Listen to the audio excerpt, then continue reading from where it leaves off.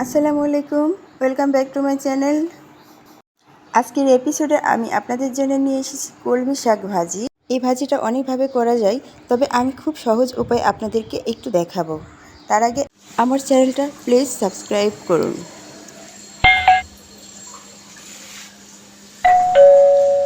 আমি এখানে কিছু কলমি শাক নিয়েছি। এই কলমি শাকগুলো আমি ধুয়ে তারপরে কেটে নিয়েছি। কেটে এখন আমি কলমি শাকটা চুলায় বসিয়ে দিব।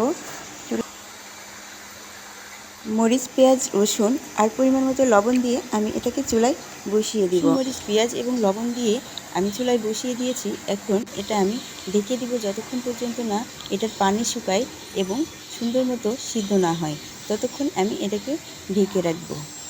ঠিক এ পর্যায়ে দেখুন আমার শাকে একটু পানি আছে, যার কারণে এখন আমি এটা তেলে দিতে পারবো না, আর একটু ঢেকে রাখবো 5 মিনিট আমার পানিটা শুকানো পর্যন্ত।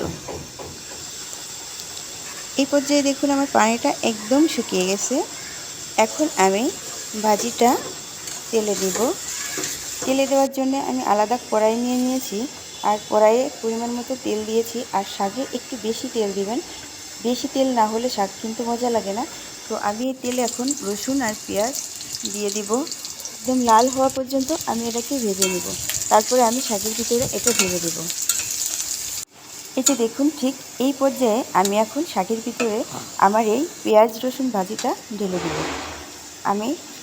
এখন আমি শাকটাকে সুন্দর করে নাড়িয়ে চাড়িয়ে রসুন পেঁয়াজটা এর সাথে ভালো করে মিক্সড করে দেব।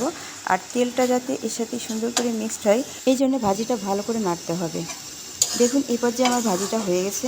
এখন আমি আমার ভাজিটা নামিয়ে ফেলব। আমার ভাজিটা এখন হয়ে গেছে। এখন শুধু গরম ভাত দিয়ে খাওয়ার পালা। দেখুন কি ইয়ামি লাগছে।